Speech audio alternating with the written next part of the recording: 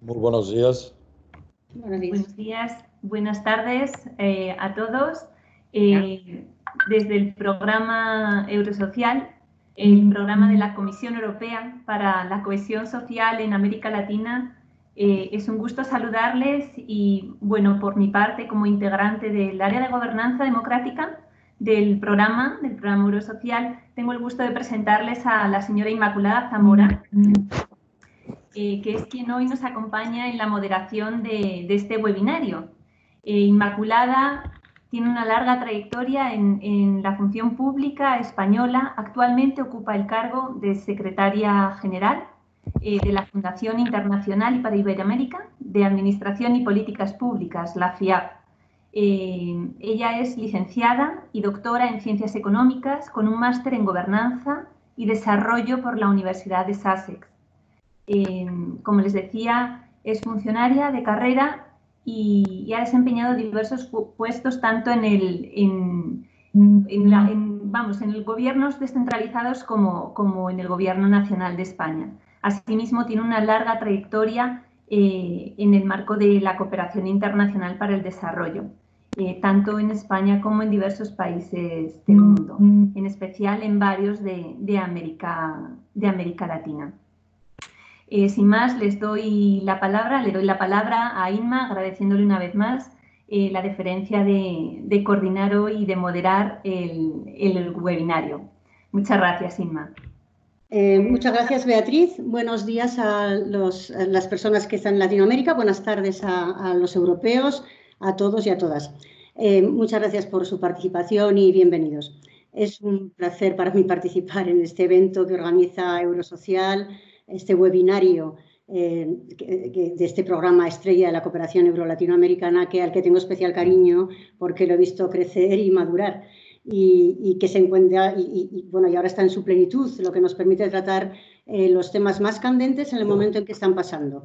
Y de esta manera, pues, barajar y reflexionar sobre alternativas de política para abordar estos problemas e influir y apoyar la implementación de soluciones más informadas, basadas en la reflexión y en la evidencia.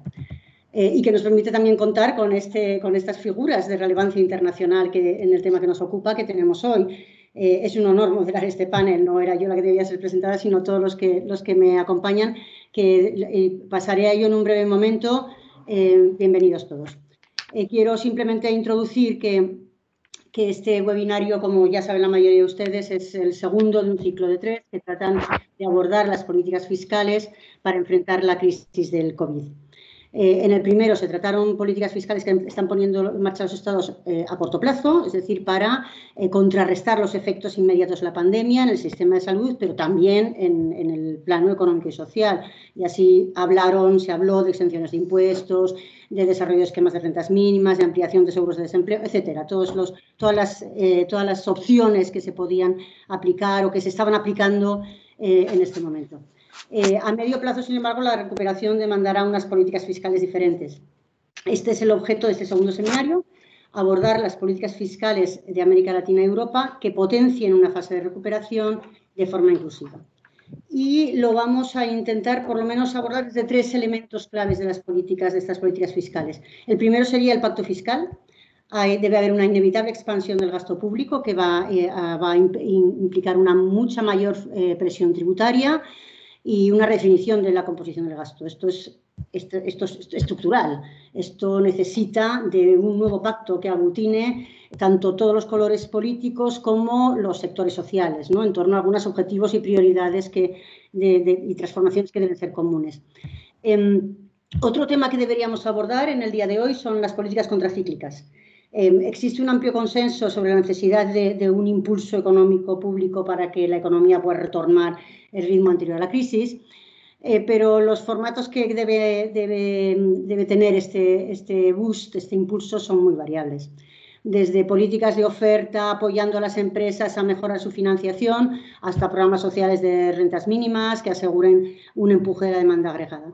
Y además se abre todo un abanico de posibilidades de reformas tributarias en varios aspectos, de progresividad, capacidad recaudatoria o nuevos impuestos, como los impuestos verdes, los impuestos a las tecnológicas, los impuestos a la riqueza, la lucha contra la evasión y elusión fiscal, etc.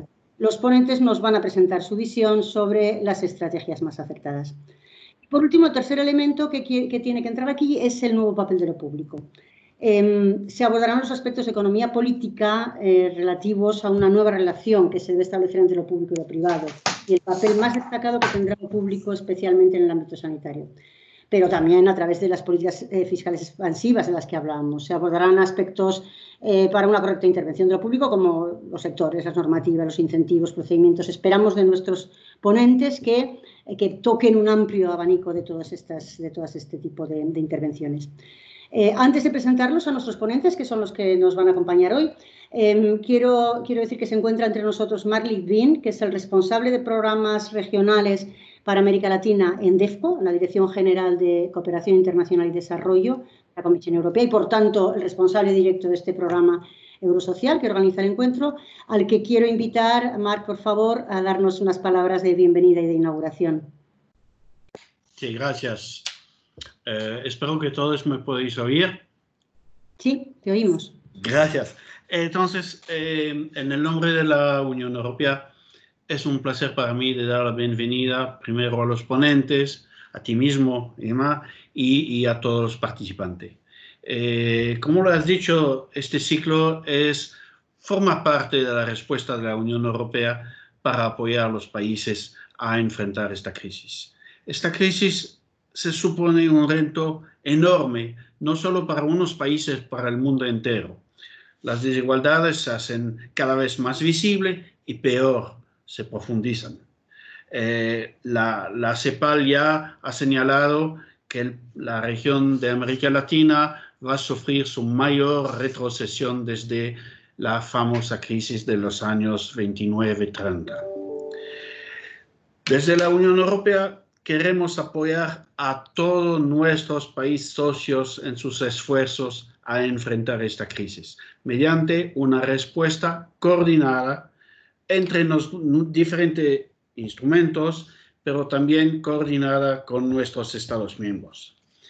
Esta respuesta no solo se dirige a la gestión de la crisis como pandémica, pero también a una cosa muy, muy importante, que será y que ya es la recuperación económica y social después de la pandemia. En el caso de América Latina, la Comisión Europea ha destinado unos 1.000 millones de euros para apoyar a hacer frente a esta situación y a esta recuperación. Tres elementos de la cooperación de América Latina en el marco de la crisis actual. Yo creo que es importante. La necesidad de apoyar la expansión del espacio y la capacidad fiscal en la región. Dos, la importancia de articular la recuperación en torno a un crecimiento económico más cohesionado, más verde y más sostenible. Por último, un papel fundamental que son las alianzas internacionales, el famoso multilateralismo, que debe jugar un papel para desbloquear los recursos necesarios para alcanzar estos objetivos. Esta estrategia pasa por la reorientación de todas las actividades de nuestros programas, tal como Eurosocial, para que puedan dar respuesta a las demandas que se plantean desde los países latinoamericanos en sus ámbitos de actuación. Uno de los aspectos sobre los que Eurosocial está poniendo el foco son las políticas fiscales, un elemento central para poner en marcha las políticas universales, redistributivas, solidarias, evitando así una nueva década perdida. La CEPAL proyecta que en su promedio la región podría enfrentar una caída del PIB superior a 5%, o 15% de las exportaciones, además de sumar unos 12 millones de desempleados y 30 millones más de pobreza para el año 2021 solo. Todos los gobiernos del mundo enfrentan este enorme desafío común: proteger vidas y al mismo tiempo limitar los impactos económicos. Los países de América Latina se enfrentan en una circunstancia especialmente precaria del punto de vista fiscal y macroeconómico. Muchos definen las tres dimensiones del impacto de la crisis en los marcos presupuestarios de la forma siguiente. Un impacto en los ingresos, la necesidad de ampliar el espacio de gasto y cada vez más limitado el acceso a nuevas fuentes de financiación. Por eso es necesario repensar una gran variedad de políticas desde el impulso económico público, desde las redes de protección social hasta los sistemas sanitarios y los mecanismos tributarios para su financiación. El tema de la fiscalidad se trabaja también en el marco de otros programas de la Unión Europea, por ejemplo, a través de la Facilidad de Desarrollo en Transición que ponemos en marcha con nuestros socios estratégicos, la CEPAL y la OCDE. En su marco, me gustaría mencionar que hemos presentado hace poco el informe Revenue Statistics in Latin America and the Caribbean 2020, y es importante. El webinario de hoy enfatiza estos aspectos esenciales. Están participando expertos y actores internacionales claves que tienen gran incidencia en la región. Esperamos que estas discusiones servirán al público en general, así como los responsables públicos, para alimentar su pensamiento y sus estrategias en cuanto a la respuesta ante la crisis del COVID-19. Muchas gracias.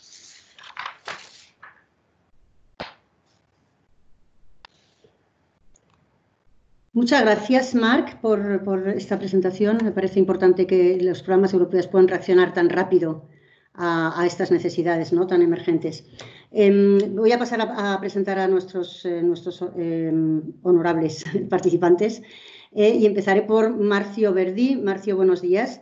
Marcio es secretario ejecutivo del CIAT, del Centro Interamericano de Administraciones Tributarias. Es economista y auditor fiscal de carrera de la Secretaría de Receita Federal de Brasil. Cuenta con especializaciones en economía internacional y métodos cuantitativos avanzados por la Universidad de Brasilia y tiene un posgrado en teoría y operación de economía moderna en la George Washington. Después de haber dedicado 28 años de su carrera al gobierno brasileño, fue nombrado en julio de 2004 para ejercer la Dirección de Estudios Económicos Tributarios del CIAT, posición que ocupó hasta 2007, cuando aceptó la invitación del Consejo Directivo para encargarse de la Dirección de Operaciones del CIAT.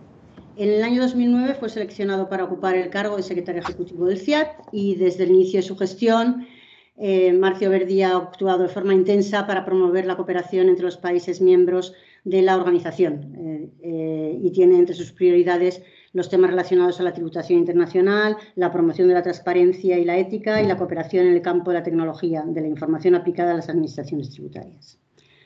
Tenemos con nosotros también al señor Jonathan Mencos. Buenos días, Jonathan, director del Instituto Centroamericano de Estudios Fiscales. Jonathan forma parte del ICEFI desde 2006 y coordinó las áreas de investigación sobre presupuestos públicos y derechos humanos y de coyuntura económica y fiscal hasta 2012, momento en que asume la dirección ejecutiva. Anteriormente elaboró en los departamentos de Estadísticas y Estudios Económicos del Banco de Guatemala. Ha sido consultor de las divisiones de Desarrollo Social y Económico de la CEPAL y catedrático de Facultad de Ciencias Económicas y Empresariales de la Universidad Rafael Landívar y de la Escuela de Economía de la Universidad San Carlos de Guatemala, así como en la Escuela de Formación para la Democracia del Instituto Holandés. Es miembro del Advisory Board for Commitment to Equity y de la Alianza Latinoamericana de Estudios Críticos sobre el Desarrollo. Tenemos con nosotros también al señor Jorge Enrubia, profesor de Economía de la Universidad Complutense de Madrid, la UCM. Es licenciado en Económicas y Empresariales y doctor en Economía por dicha universidad, donde es profesor titular del Departamento de Economía Aplicada Pública y Política en la Facultad de Ciencias Económicas y Empresariales. Ha sido director del Departamento de Hacienda Pública y Sistema Fiscal de la Universidad Complutense entre 2006 y 2010. Es investigador asociado de la Fundación de Estudios de Economía Aplicada, FEDEA, siendo responsable del área de Hacienda Pública y Distribución de la Renta. Y por último, pero no lo de menos, como se dice, Nuestra compañera es Carola Pesino. Carola, economista principal de la División de Gestión Fiscal del Banco Interamericano de Desarrollo. Buenas tardes, buenos días. Actualmente está a cargo de la coordinación del conocimiento de política y gestión fiscal y ha liderado y colaborado en diversos programas de fortalecimiento fiscal en países de la región. Tiene un PhD, un doctorado en Economía de la Universidad de Chicago y fue secretaria de Equidad Fiscal, vicejefa de gabinete de la Jefatura de Gabinete de Ministros en Argentina y miembro del Consejo Económico de Asesores del Ministerio de Hacienda de Argentina. Fue asimismo directora del Departamento de Economía de la Universidad del CEMA y profesora de la Universidad Torquato Di Tella y de la Universidad Duque. Bueno, sin más, después de presentar toda esta gama de logros de nuestros ponentes y para ver la relevancia, para mostrar la relevancia que tienen y la capacidad de reflexionar sobre estos asuntos, quiero lanzar una pregunta a todos ellos, una pregunta general que pediría que me respondiesen por región cada uno de ellos, ¿no? Marcio Verdi y a Pesino les pido que hablen sobre América Latina, a Jorge Rubio sobre Europa y a Jonathan Mencos sobre Centroamérica. Para ustedes, y empezando por Marcio Verdi, cuando pase la crisis sanitaria, ¿qué escenario económico-social prevén para las distintas regiones? Marcio, por favor.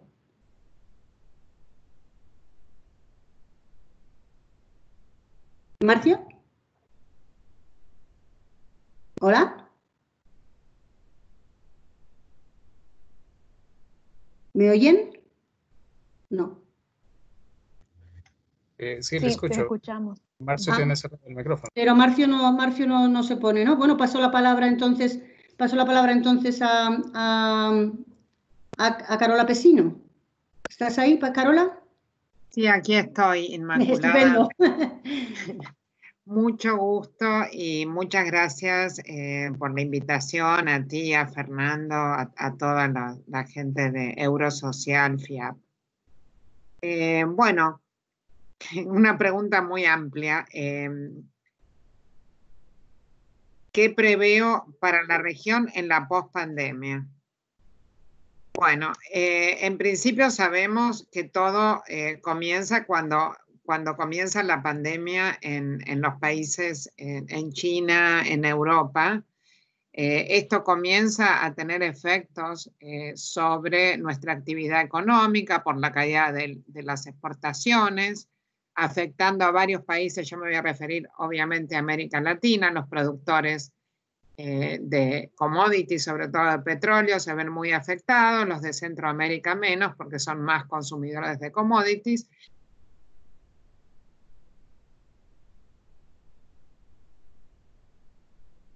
Eso digamos, implica una importante caída en la actividad económica de nuestros países que cuando empieza a llegar el COVID-19 a la región y con las cuarentenas que implementan hasta hoy, por lo menos de los 26 países miembros de la región, básicamente todos, recién ahora están empezando a salir algunos y parcialmente, toda esa cuarentena impacta aún más en la caída, obviamente, de la actividad económica. Y estamos hablando de caídas importantísimas, como decían antes, en los que me predecieron, que mucho más importantes que la última recesión que tuvimos en el 2008. Podemos hablar de 8 puntos porcentuales menores que lo previsto inicialmente, 10 puntos, algunos 6 puntos.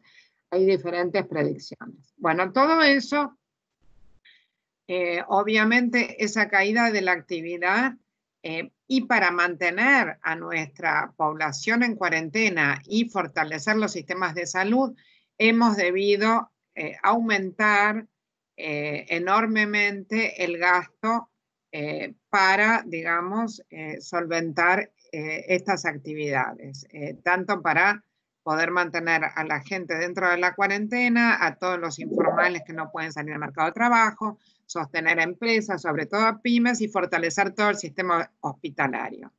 Nuestros cálculos en América Latina implican un crecimiento del gasto promedio de más del 4% del PBI.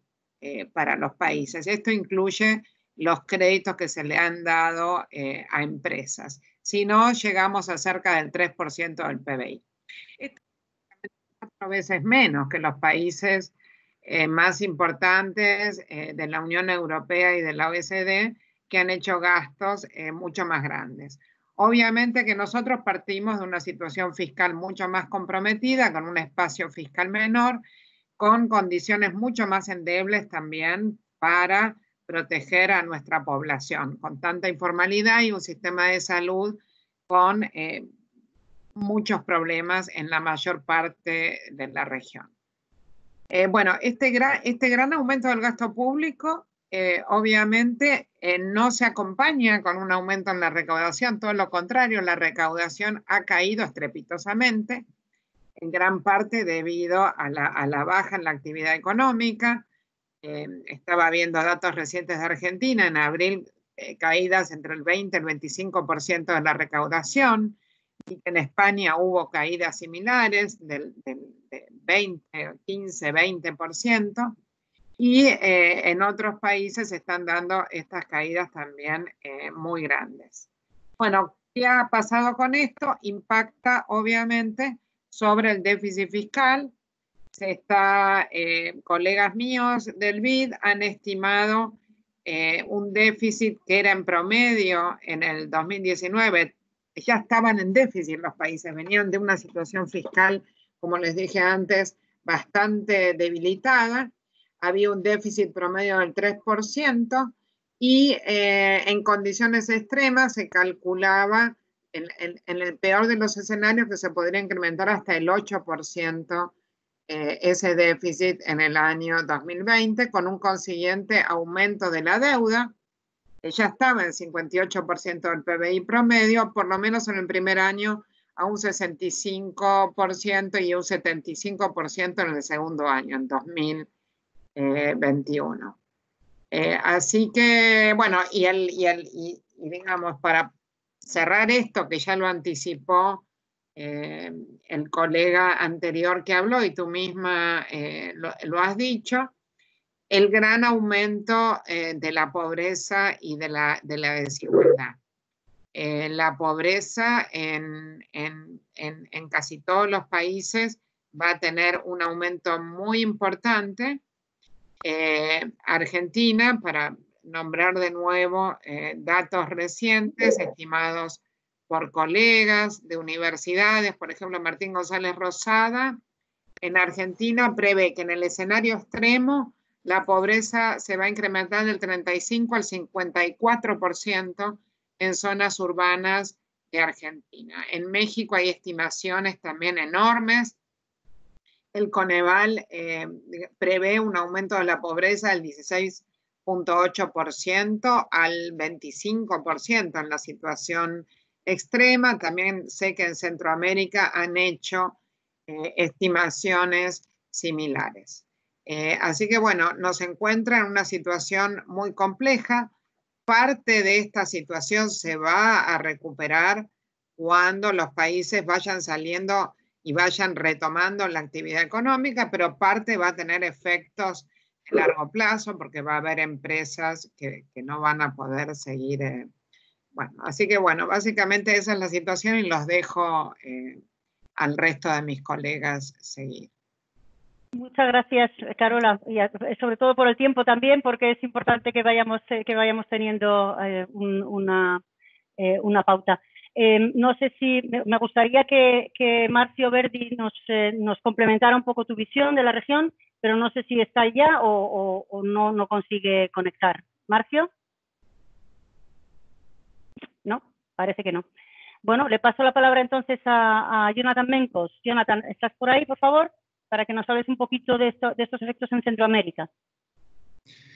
Sí, bueno, muy buenos días y muy buenas tardes a todas y a todos. Muchas gracias por la invitación y por este esfuerzo de dialogar y de irnos poniendo de acuerdo para poder encontrar la mejor alternativa frente a la crisis que se está viviendo. Nosotros en Centroamérica, muy puntualmente, estamos previendo que, en primer lugar, la crisis no se va a terminar en el año 2020. Nuestras estimaciones nos dicen que podría durar hasta 3 o 4 años. Eso significa que esta crisis va a marcar el éxito o el fracaso de algunos gobiernos en Centroamérica.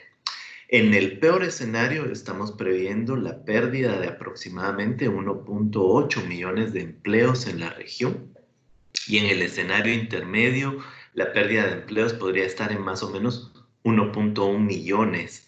De esos, por la composición del mercado laboral, más o menos 7 empleos van a estar vinculados al mercado laboral informal. Esto tiene que ver con muchas MIPYMES que se van a quedar afuera de la posibilidad de seguir funcionando, y 3 empleos de cada 10 que se pierdan van a estar en el sector formal.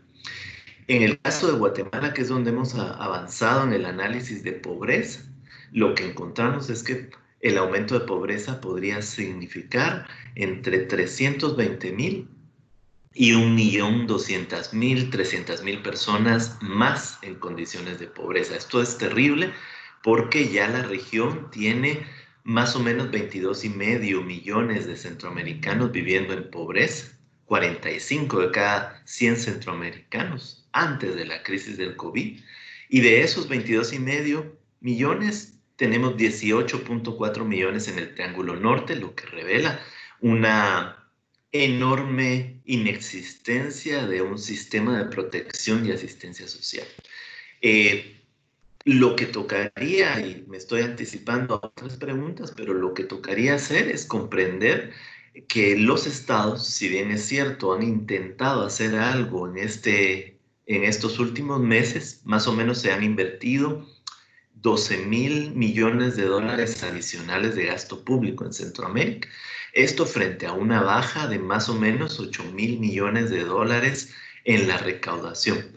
Y aunque estos recursos adicionales que se han sumado a los presupuestos pueden ayudar a mitigar los efectos de la crisis, lo cierto es que en muchos países los saldos de deuda pública no dan para intentar hacer en el 2021 ese gasto adicional si no se recompone en la forma de financiamiento. Por ejemplo, El Salvador estaría terminando el año con una deuda que supera el 100% del Producto Interno Bruto. Costa Rica también queda en una posición muy dificultosa para poder seguir avanzando, porque tiene un saldo de la deuda que va a superar el 80% de su Producto Interno Bruto. Algunos países como Guatemala y Nicaragua tienen todavía algún margen de maniobra con el endeudamiento, pero en realidad las condiciones de entrada de las finanzas públicas a esta crisis no dan para tener unas finanzas públicas que sin cambios puedan hacer frente a lo que tenemos que intentar mitigar. Lo otro que creo que es muy valioso sacar a colación es que habían ya muchos problemas estructurales en Centroamérica que esta crisis viene a exacerbar. Por ejemplo, sistemas de salud muy precarios, subsistemas públicos de salud muy precarios con problemas de acceso, de calidad a la población, principalmente Guatemala, Honduras. Entonces, estos problemas estructurales no se resuelven con asignaciones adicionales en el presupuesto, porque requieren detalles adicionales en la política pública. De ahí la necesidad de tener un horizonte de mediano plazo para poder discutir cómo salir de esta crisis. Y con eso cierro. Muchas gracias, muchísimas gracias, Jonathan. Dejas un panorama, tanto tú como Carola, un tanto devastador, de incremento de gastos, reducción de recaudaciones, incremento del déficit de deuda y sobre todo del aumento de pobreza y la desigualdad, ¿no? que es muy desalentador. Veamos qué nos cuentan desde la zona europea. ¿Sí? Irma, ¿me confirma si me escuchas? Mario, sí, te escucho y te doy la palabra. Has estado desaparecido un rato. Yo estoy aquí todo el tiempo, pero tú no me escuchabas. Bueno, muchas gracias a todos. Gracias por, encantado de participar. Yo voy a ir directo al punto. Saludos a todos. En verdad, mis comentarios marcan la introducción. Mencionó un punto que yo iba a empezar hablando, que esa es una crisis diferente, porque é uma crise global que há quizás um siglo não temos uma crise que impactara a todos os países de forma intensa. E isso faz uma diferença, porque eu me acuerdo que da primeira crise do petróleo em 73, que eu estava por começar a estudar economia, em 75 estudava já macroeconomia, e estudávamos a crise que estávamos todavía vivendo, a crise do petróleo. Pero a crise do petróleo, em verdade, foi fácil de sair, porque com o excesso de fondos a los países produtores de petróleo, se criou um mercado, era o market, e havia fondos que para financiar a los países em desenvolvimento, que generou depois a crise da deuda em los anos 80.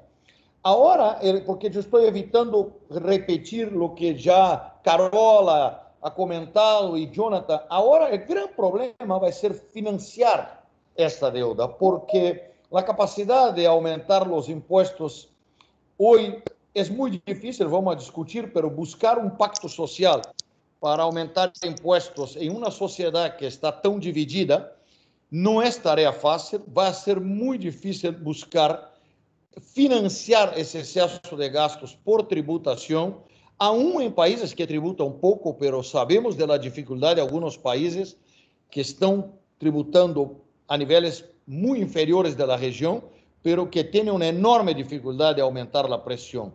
E outros países que já estão no clube de los que tributam a mais de 20, sabemos também das limitações a implementar novos impostos. E aí me preocupa, isso vamos tratar na pergunta 3, como vamos financiar. Por isso não quero falar de novos impostos agora. Agora, me preocupa um tema, é porque eu lo vivi.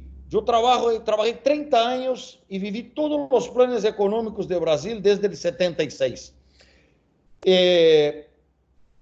Esse é o uso do imposto inflacionário.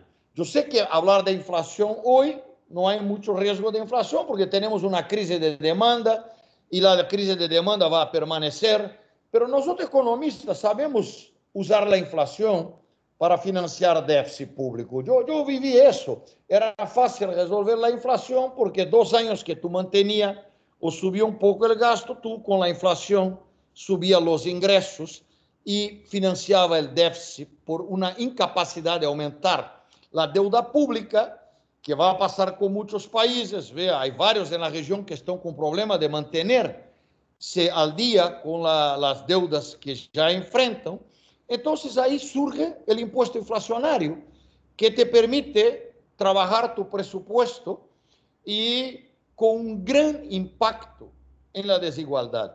A desigualdade, há companheiros vários da CEPAL aqui, seguro que vai empeorar, todos sabemos, mas pode empeorar todavía mais, porque eu, por experiência, sei o impacto da inflação na pobreza. Ou seja, seguro que Brasil, quando decimos que é o país mais desigual do mundo, por supuesto que financiar o presupuesto com inflação, que nadie lo dice, pero ha sido usado, porque um pouquinho de inflação ajuda bastante a los gobiernos, pode agravar muito as desigualdades.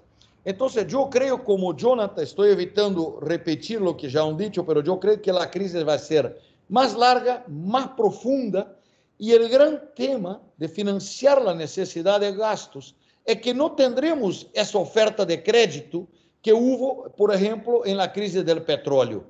Então, eu creio que é um momento fundamental para os organismos internacionais de crédito, especialmente o Fundo Monetário, o Banco. Toda ajuda é fundamental, porque os governos locais aqui em América Latina estão oferecendo não é para diminuir, é para evitar o colapso absoluto das classes menos, ou seja, mais necessitadas. Então, este apoio, que aunque não seja do nível dos países europeus, nos está custando muitíssimo. Mira, se qualquer economista fiscal falar el ano passado que os países deveriam gastar o que estamos gastando agora para diminuir desigualdades, quizás nem iba a ser tomado em sério em los foros fiscales. É decir, isso é totalmente inviável, não temos condições por falta de espaço fiscal, Y hoy tuvimos que hacerlo, lo que quizás a 6 meses uno no sería escuchado. Pero ahora, lo peor, eso que estamos haciendo es solo para que la gente no se vaya a morir de hambre. Entonces, tenemos que hacer más. Yo creo que es gran momento para las organizaciones multilaterales financiar el crédito, porque el gran tema es cómo financiar, que vamos a ver en otra respuesta. Gracias, espero que todos me hayan escuchado. Gracias. Te hemos escuchado muy alto y muy claro, y con muchas ideas has puesto ya sobre la mesa. Marcio, muchas gracias, que las volveremos a retomar en la segunda parte, como tú decías, pero antes quería pasarle la palabra a Jorge Onrubia, para que nos dé un poquito su visión europea, desde Europa. ¿Cuál es tu opinión, Jorge? Sí, muchas gracias, Inmaculada. Bueno, la verdad es que escuchando a la colega argentina, a los colegas, bueno, al final, con todas las diferencias entre el ámbito de la Unión Europea y Latinoamérica y zona de Centroamérica, pues sí que sacamos unos rasgos comunes de esta crisis, yo creo que muy, muy importantes, y que van a condicionar muchísimo la forma de enfrentarnos desde el punto de vista económico a la salida de la pandemia. Un rasgo principal que a mi juicio condiciona todo, estoy totalmente de acuerdo con lo que acaba de decir el colega brasileño, con Marcio, es que esta es una crisis global y con un matiz global y a la vez integral. ¿Esto qué significa, en cierto modo? Bueno, pues que el desarrollo de políticas económicas de forma independiente, de forma aislada, políticas nacionales por separado, restan una efectividad, incluso podrían claramente considerarse ineficaces, ¿no? Esto, sin duda, y con las lecciones aprendidas de crisis anteriores, como decía el colega, pues realmente nos va a situar, a mi juicio, en una época de las instituciones internacionales, ¿no? Esta es una crisis que sin multilateralidad es muy, muy difícil de afrontar. Y esto, por supuesto, nos sitúa de lleno en el ámbito de la Unión Europea. Las diferencias de la situación económica y cómo impacta la crisis entre países, pues son bastante grandes, ¿no? Nuestras posiciones de partida dentro de la Unión Europea respecto de la sostenibilidad de las finanzas públicas, bueno, pues revelan unas diferencias muy, muy, muy importantes. No hay que olvidar que estamos, algunas economías, saliendo prácticamente de la gran recesión que generó la crisis financiera de 2008. Y bueno, pues por si esto no fuera poco, andamos todos los países del mundo, evidentemente, y los países desarrollados con una intensidad importante en un cambio tecnológico que desde hace prácticamente una década o incluso algo más, pues viene transformando las capacidades productivas de los países y, como en cualquier etapa de cambio, generando ganadores y perdedores. Ya veremos que gran parte realmente de los colectivos más afectados por esta crisis, tanto en el ámbito de los hogares, de las familias, como en el ámbito de las empresas, en cierto modo se ven impactados por este shock, pero a su vez ya venían incluso arrastrando consecuencias de este cambio tecnológico. Esto es un escenario, en cierto modo, de tormenta perfecta y en el que determinado tipo de orientaciones de la política, pues a mi juicio van a ser determinantes. Un primer rasgo característico, que también se ha apuntado, es que la elección de instrumentos de política económica para la recuperación en esta crisis es muy complejo. La mayor parte de los analistas coincidimos en que este es el momento de la política fiscal. Pero cabe preguntarse si esta política fiscal, en el sentido tradicional de la política fiscal, claramente expansionista, realmente puede valer que funcione autónomamente. A mi juicio, no. Y creo que en este sentido, en la Unión Europea, más allá de las posiciones posiblemente discrepantes entre algunos países, existe un cierto consenso, un amplio consenso en que una combinación de la política monetaria expansiva y de la política fiscal es indispensable. Evidentemente, una expansión de la política fiscal, pensando que los Estados miembros de la Unión van a poder acudir de forma independiente a los mercados financieros para colocar sus pasivos financieros, sus títulos de deuda, en el corto, en el medio plazo, pues bueno, es una situación bastante irreal. En esto, bueno, pues yo creo que hay que aplaudir la posición audaz del Banco Central Europeo, reflejada en las declaraciones prácticamente desde el primer minuto de la irrupción de la crisis por parte de la señora Lagarde, ¿no? De la presidenta del banco, en el sentido de la necesidad de inyectar liquidez para que el sistema no colapse y una crisis de liquidez no termine convirtiéndose en una crisis de solvencia estructural, pero de alguna manera abriendo la puerta a la financiación, a la monetización en el corto-medio plazo de los déficits públicos, ya sea a través de mecanismos de compra de deuda de pasivos financieros de empresas o a través de la propia situación de la deuda pública. Esto, a mi juicio, va a resultar fundamental. Obviamente la financiación por el lado de los impuestos, vamos a tener a continuación seguro tiempo para hablar de esto, es una financiación que solamente cabe plantearla a mi juicio, en el medio, muy más que medio largo plazo. Ahora mismo nuestro shock de oferta que estamos sufriendo en la etapa de pandemia al parar nuestras economías por razones de priorización de las cuestiones sanitarias con el aislamiento social, bueno, pues están generando unos problemas de rentas que difícilmente pueden desembocar en el medio plazo en políticas de ingresos tributarios suficientes, ¿no? Esto es una cuestión que yo creo que tenemos que mentalizarnos y de cara. Evidentemente estoy de acuerdo con las preguntas que se han planteado al inicio por la moderadora. Tarde o temprano vamos a tener que reestructurar nuestros presupuestos de gasto y, por supuesto, redefinir nuestros tributos, pero evidentemente esto todo tiene, a mi juicio, una secuencialidad y, desde luego, en una primera etapa de la reactivación me preocupa mucho más, y en el ámbito europeo esto centra el debate, en cómo vamos a afrontar esa financiación de política fiscal que en un primer momento va a ser monetizada por la emisión de la colocación de activos en el Banco Central Europeo, y a partir de ahí, pues el gran debate en Europa es hasta dónde va a llegar la mutualización de esas obligaciones que adquirimos con la deuda. Este es un debate abierto. No sé, yo no soy muy optimista con la idea de emisiones concertadas por parte de la Unión Europea, pero de alguna otra manera creo que hay mecanismos para reconvertir el actual sistema de rescate del MEDE, del mecanismo de rescate, pues en una suerte de mecanismo de mutualización de segunda vuelta, ¿no? De alguna manera que permita evitar pues situaciones claramente polarizadas entre estados, etcétera. Y bueno, la posición de España y de Francia en el último Consejo Europeo creo que avanzan por este camino. Bueno, y no quiero ocupar más tiempo y seguro que hay más oportunidades de precisar alguna de estas cuestiones.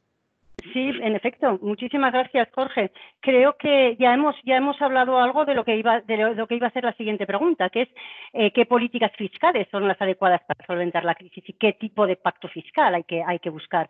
Hemos hablado de monetización mejor en este primer momento, ¿no? Para la política fiscal, y Marcio nos ha dicho que había muy poco espacio para el pacto fiscal. Pero también, por otro lado, Marcio, también es verdad que no había un apetito por un gasto público que ha tenido que ser despertado obligatoriamente para que la gente no se muera de hambre. A lo mejor es también una oportunidad de repensar esos impuestos que nunca se han podido poner a las grandes fortunas, o a las riquezas, o a las rentas altas en tu país también, ¿no? Pasa en Brasil. Entonces, ¿qué tipo? ¿Puedes elaborar un poquito más? Empiezo por ti. ¿Puedes elaborar un poquito más en esta política fiscal que podría ser para la recuperación y en estos pactos fiscales que se deberían construir? Bueno, con mucho gusto. Primero, yo creo que si bien la crisis es global, la salida de la crisis va a ser diferente de acuerdo a las características de los países. Por ejemplo, yo en caso soy un poco más optimista a países productores de alimentos, caso Paraguay, Argentina, Brasil, los granos y soya y carne. Yo creo que tendrán una posibilidad de un mercado mejor de los que producen gas y petróleo. Lamentablemente no veo y intento acompañar ese mercado en los foros y la situación de los países productores de combustible es más difícil. Y la minería igual también afecta mucho la región, va a depender mucho de la recuperación de la demanda global. Así que el hecho de la salida, es claro que la política fiscal está relacionada a cómo van a ir nuestras exportaciones, nuestra necesidad de importación, las relaciones externas, el movimiento de cambio, y no puede ser de toda forma igual. Por ejemplo, en mi país, que tiene 360 mil millones de dólares de reservas, yo en otros foros que participo soy uno de los favorables que reservas no son solo para usar en crisis de pagos internacionales. Se puede pensar en una política de usar algunas reservas para ayudar al financiamiento social que no podrá parar en 90 días. Ahora, ni todos los países tienen esa condición de liquidez.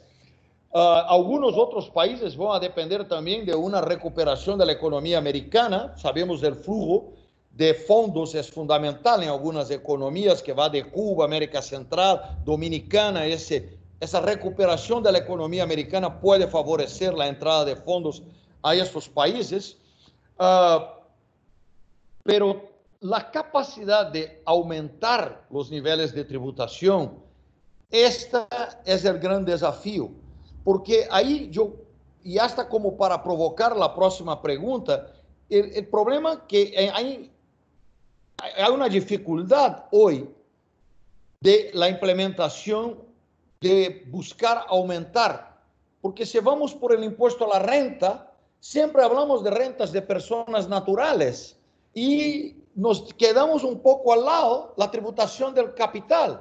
Entonces, tributar renta en ese momento va a hacer un poco de confisco a los que todavía pueden pagar. Yo creo que debería pasar por una revisión de la región toda de la tributación de la renta de capital.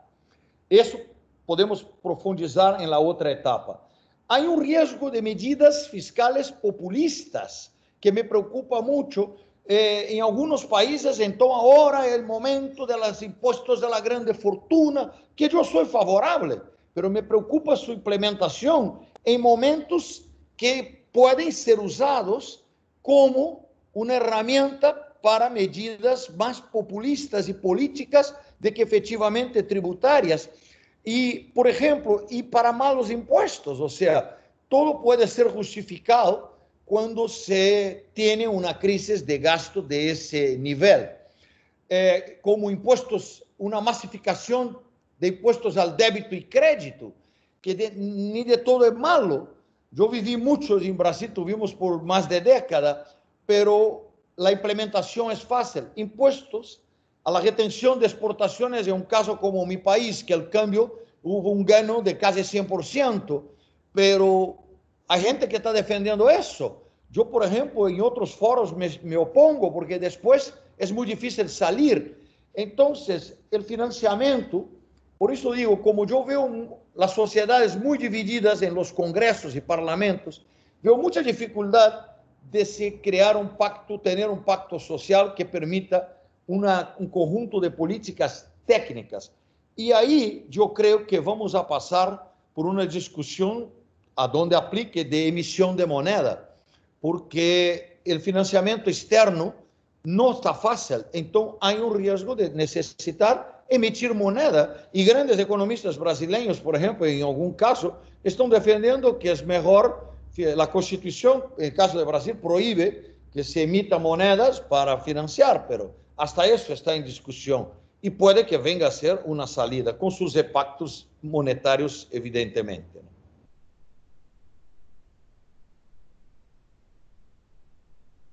Muchas gracias, Marcio. Bueno, por lo menos hay alguna esperanza, hay una posibilidad, ¿no?, de llevar a cabo políticas fiscales. Quizás las rentas altas o la riqueza. Perdón, le paso la palabra a Carola Pesino, si quieres complementar un poco cuál es tu opinión sobre esto.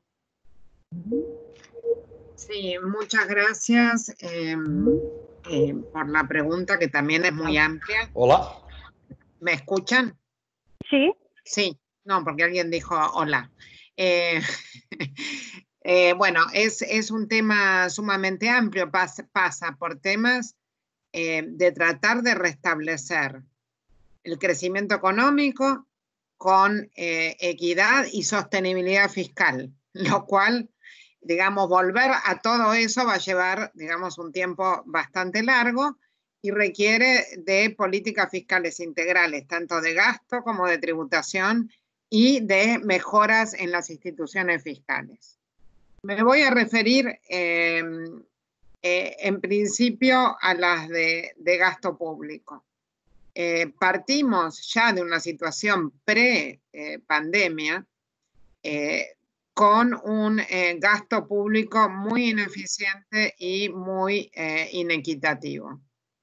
Tenemos una publicación de no hace mucho tiempo en la cual fui coeditora, Mejor Gasto para Mejores Vidas, donde contabilizamos que 4.4% del PBI en gasto público es ineficiente, es un mal gasto, tanto en transferencias sociales como transferencias de gasto energético, todo lo que le transferimos en dinero hacia los pobres, supuestamente, una gran parte va hacia los no pobres. Ese sistema de transferencias es el que hoy necesitaba la región para poder focalizar la ayuda a los hogares informales, a los más pobres, etcétera, que muchos de los países no tenían. O sea que esos sistemas de datos tributarios y sociales que permitan detectar en forma online la pobreza y la desigualdad serían fundamentales. Yo, digamos, colaboré y fui la autora de un sistema que está vigente en Argentina que se llama Sintis, que tiene hoy una base de datos de 45 millones de argentinos con estos datos tributarios y sociales que permiten focalizar la ayuda social y permiten también, si es bien usado, detectar parte de la informalidad y la evasión.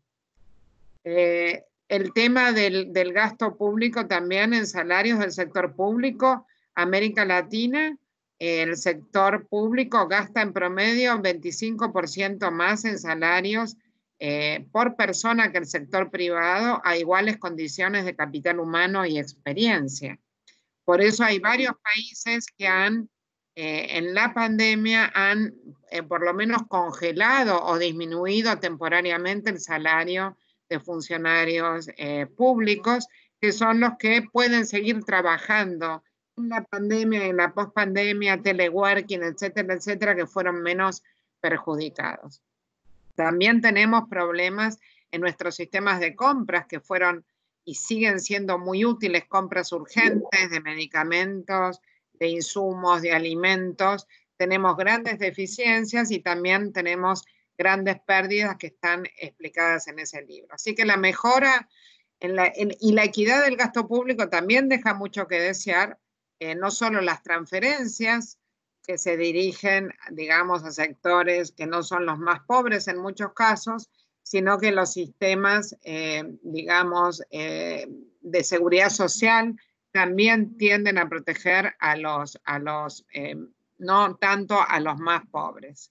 Y los sistemas de salud obviamente son también altamente inequitativos, no tanto en el acceso, pero sí en los resultados. Hay una gran diferencia, por ejemplo, en mortalidad infantil entre la gente pobre y la gente que es no pobre, que se manifestó enormemente y penosamente en la región en este momento. Así que gran parte de las reformas se pueden hacer, o sea, hay que volver a restablecer reformas estructurales que han sido dejadas de lado y reasignar esos gastos ineficientes hacia mayor inversión en capital físico y humano de calidad, que ustedes preguntaron, cuáles serían las políticas que podrían contribuir tanto al crecimiento como a la equidad, y esas serían las políticas más importantes. Del lado de la tributación, brevemente, creo que seguimos con el problema endémico de la gran evasión fiscal, 30-40% en el IVA, 50% los impuestos a la renta o más en algunos países, alta informalidad también de más del 50%.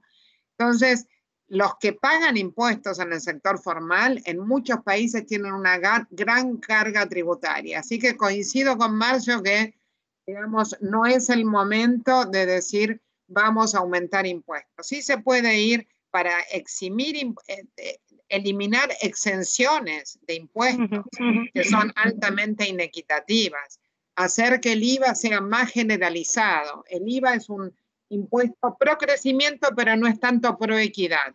Mi colega y mis colegas del BID han comentado hacer un IVA compensado, compensar a los más pobres, o sea, extender el IVA y compensar con transferencias directas a los pobres, que estos sistemas que les hablaba antes de datos administrativos pueden ser y focalizar esta ayuda realmente a los que son pobres. O sea, llamo a todos los países de América Latina y del mundo a mejorar estos sistemas porque son muy parciales los que tienen hoy, no permiten focalizar bien la ayuda social ni encontrar a los informales.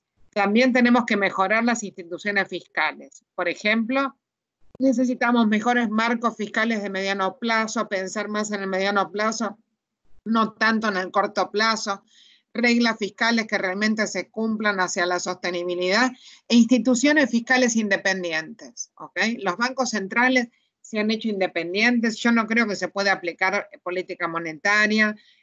También estoy en contra del impuesto inflacionario porque, digamos, es en contra de los pobres.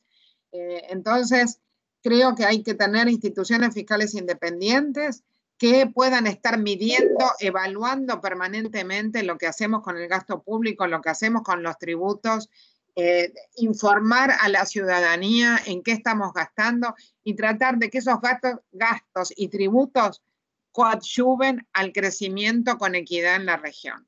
Y la sostenibilidad fiscal con la ayuda, obviamente, que están teniendo, tenía ahí un gráfico para mostrarles de toda la ayuda que están teniendo los países, tanto de bonos soberanos, del Fondo Monetario, del BID, del Banco Mundial y de la CAF, ¿no? Y obviamente hay países que tenían una situación fiscal mucho mejor estructuralmente, como Chile, Perú, Paraguay, no me quiero olvidar, porque incluso hasta Guatemala tenía una situación fiscal global, que pudieron, digamos, tener bonos soberanos y tener préstamos del Fondo Monetario con menos requisitos, y otros que obviamente también fueron ayudados, pero en menor medida, porque tienen, digamos, problemas estructurales mucho más graves para poder acceder al crédito. Pero sí, hay países que estaban altamente endeudados que igual pudieron acceder a altos niveles de crédito y lo siguen haciendo porque se siguen incrementando estas fuentes. Y creo que también después va a tener que haber un esfuerzo enorme, ¿no? Para que reestructuren su sistema de gastos, su sistema de impuestos y toda su política fiscal para poder realmente repagar en el mediano plazo todos estos préstamos. Gracias, Carola. Muchas gracias. Bueno, gracias por haber introducido el tema de las políticas fiscales integrales, que tienen que ir por el lado del ingreso también por el lado de los gastos, ¿no?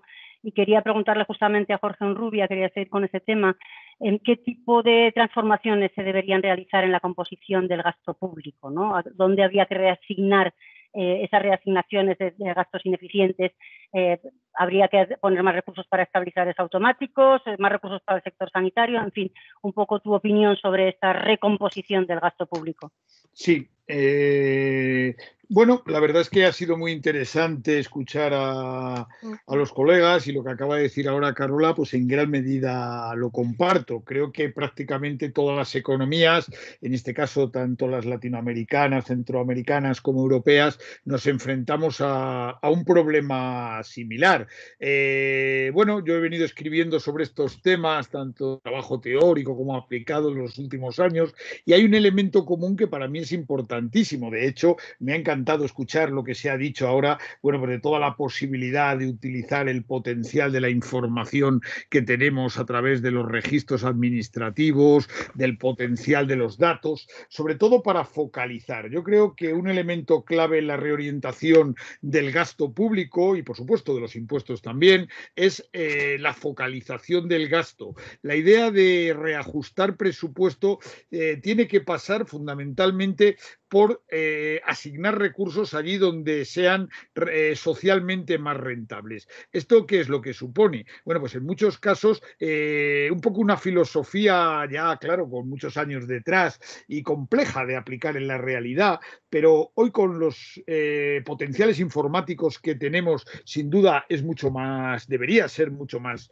fácil, bueno, no fácil, sino simplemente tener mayor factibilidad, es esa idea de presupuesto base cero. Yo creo que, y esto sobre todo en los países desarrollados y en el ámbito de la Unión Europea, nuestros sectores públicos, más allá de las diferencias importantes entre países que por supuesto existen, muestran una cierta tendencia, un cierto incrementalismo en ciertos programas o en la gran parte de los programas de gasto, y bueno, de alguna manera ha llegado el momento de reasignar gasto allí donde sea más rentable. Claro, la crisis se enfrenta a dos elementos importantes. No deja de ser otra cosa que el tradicional conflicto de objetivos entre eficiencia y equidad. Por un lado, necesitamos tener una política suficientemente redistributiva para no dejar caer a, bueno, pues a los hogares que están teniendo más necesidad, que por supuesto no son nuevos hogares en este sentido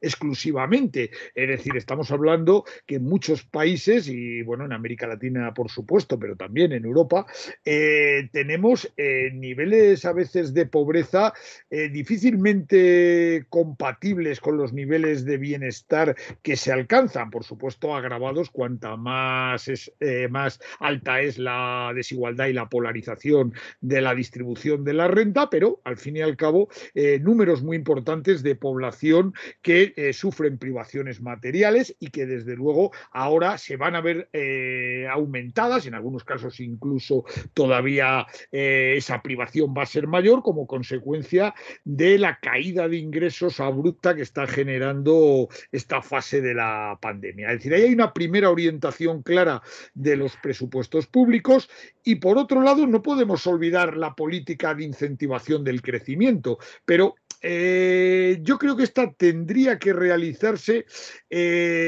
con suficiente cabeza, ¿no? ¿En qué sentido digo esto? Sobre todo esa idea que a mí me preocupa un poco de entender la política fiscal como una simple expansión del gasto sin que haya una focalización directa hacia aquellas actividades donde el gasto es más productivo en términos de rentabilidad social. En España, por ejemplo, durante la reciente crisis financiera, esto lo vivimos en la primera etapa de la crisis con algunas políticas expansivas. En España lo articulamos alrededor de un programa que se llamó Plan E, que era canalizar al fin y al cabo recursos a las entidades, sobre todo locales, para que desarrollaran proyectos. Y bueno, pues en muchos casos se trataron de inversiones públicas con escasa rentabilidad social en el medio y largo plazo. Obviamente esto lo que hizo fue terminar disparando el déficit estructural con un diferencial bastante grande con respecto a la media del resto de países de la Unión Europea, sin apenas incidencia en el crecimiento, ¿no? Claro, todo esto que estoy diciendo es muy difícil hacerlo sin evaluación del gasto. Esto es algo donde, bueno, y aquí los esfuerzos de Eurosocial me constan con algunos gobiernos de América Latina y de Centroamérica, proyectos como los de las Spending Review, es decir, de verdaderos análisis de profundidad, es decir, someter a escrutinio dónde termina siendo aplicado el gasto público o, en el caso de los beneficios fiscales, que no dejan de ser otra cosa que renuncias a ingresos públicos, bueno, pues yo los creo en este momento esenciales. Es difícil hacer realmente una reordenación del gasto sin tener claro dónde debe ir orientado el recurso. Por ejemplo, y a modo de ejemplo, aunque sobre esto hablaremos un poco a continuación,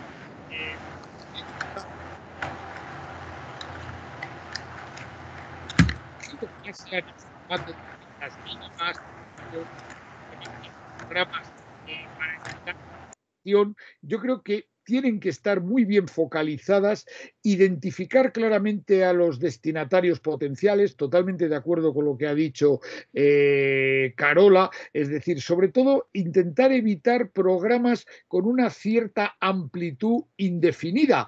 Aquí coincido con lo que decía Marcio, hay un cierto riesgo de populismo fiscal ante un shock de esta categoría, donde los gobiernos, bueno, pueden verse tentados a tratar de tener un número muy amplio de potenciales beneficiarios de programas, por ejemplo, de lucha contra la pobreza o de rentas mínimas, simplemente pensando un poco en el rédito electoral. Esto me preocupa, entre otras cosas, porque la generalidad en este tipo de programas genera, por un lado, inequidad horizontal, cuando no están bien diseñados con otros programas de ayudas que pueden establecerse incluso en diferentes niveles de gobierno, locales, regionales, estatales, y por otro lado, claro, muchos de potenciales beneficiarios obliga a bajar los criterios de cumplimiento de condiciones y se acaban sustituyendo pues por mecanismos muy burocráticos para tratar de evitar la expansión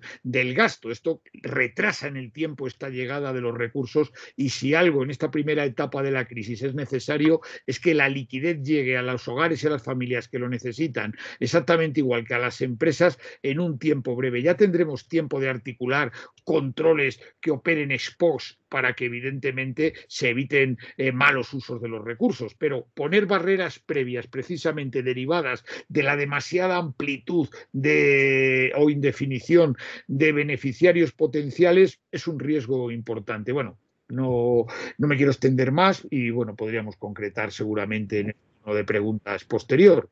Muy interesante, Jorge, porque esta declaración de que la política fiscal no siempre conlleva expansión del gasto, ¿no? Que hay muchas formas también de reajustar los gastos a partidas donde son socialmente más rentables. Me parece muy importante para lo que estamos hablando. De todas maneras, siempre va a haber un pequeño gasto público. Yo le quería preguntar un pequeño incremento del gasto. Sí, claro. Yo le quería preguntar a Jonathan, que es su especialidad, ¿no? ¿Cómo conseguimos que una expansión del gasto, cómo lo compaginamos con la estabilización financiera y fiscal? Y cualquier otra cosa que quieres completar, Jonathan, respecto a lo que tus colegas han dicho ahora. Sí, no, yo creo que pues ahí sí hay una enorme diferencia entre de qué región estemos hablando, ¿verdad? En el caso centroamericano y en particular del Triángulo Norte, es evidente que con el gasto público actual, que es muy bajo, es imposible poder tener una política fiscal que sea contracíclica o que permita la construcción de eso que en la introducción del documento de estos webinarios se hablaba, de un Estado mucho más emprendedor, con capacidad no solo de crear condiciones para la sobrevivencia democrática, sino con condiciones para poder desarrollar el bienestar, el crecimiento económico sostenible. Nosotros en el ICEFI estamos muy claros que hay tres grandes elementos sobre los que tenemos que ir discutiendo en el ámbito político, pero con conocimiento técnico. El primero es que en Centroamérica se necesita fortalecer el papel del Estado. 40 años de neoliberalismo pesan sobre la capacidad de cualquier Estado para poder ser efectivo, no solo en lo cotidiano, sino en momentos como estos, en los que obviamente ese mito de que el mercado lo resuelve todo, para nada es cierto. Entonces, por ahí, ese fortalecimiento del rol del Estado tiene que ver con la garantía efectiva de derechos económicos, sociales y culturales. Y aquí yo creo que debemos estar claros que cuando hablamos de políticas y programas sociales de carácter universalista, estamos hablando de lo que mandan las constituciones de los países. Y ahí me parece que eso es parte del logro, si es que va a ser posible, de salir de esta crisis con más derechos y no con menos derechos a nivel social.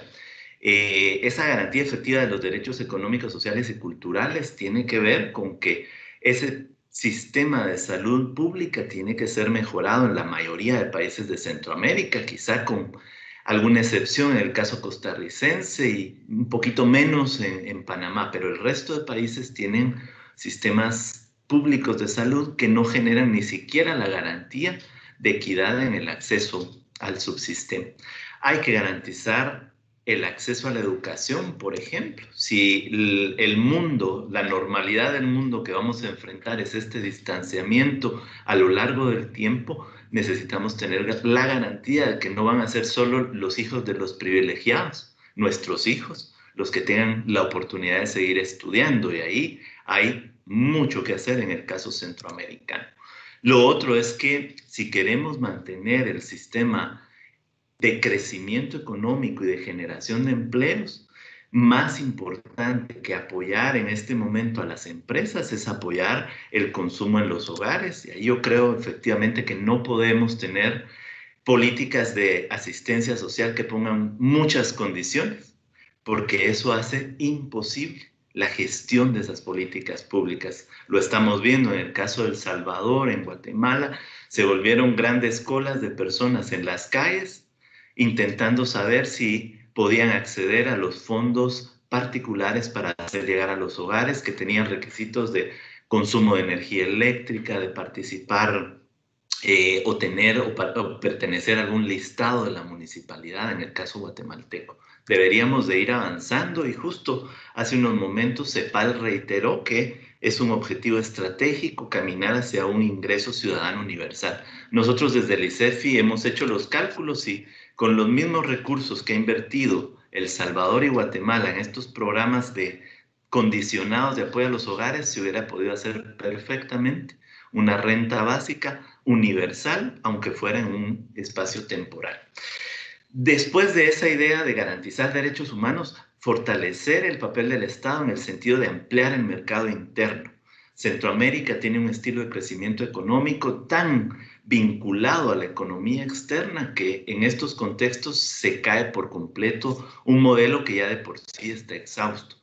¿Cómo podemos fortalecer el papel del Estado ahí? Disminuir la dependencia internacional, aumentar el empleo y erradicar la pobreza. Y hay algo que va a ser toral en Centroamérica, y es que necesitamos tener políticas económicas de integración regional y de creación de un mercado interno que sea mucho más potente. Y ahí sí se debería de parecer un poco a las estrategias europeas en su momento, de construir una clase media con capacidad de consumo, con capacidad de innovación y con suficiente conocimiento y respeto por la democracia para salir de esto. Nosotros en el ICEFI sí, les voy a decir, estamos muy preocupados porque de esta crisis Centroamérica solo puede salir o con más derechos o con menos derechos. Nunca vamos a volver a la realidad previa a esta crisis.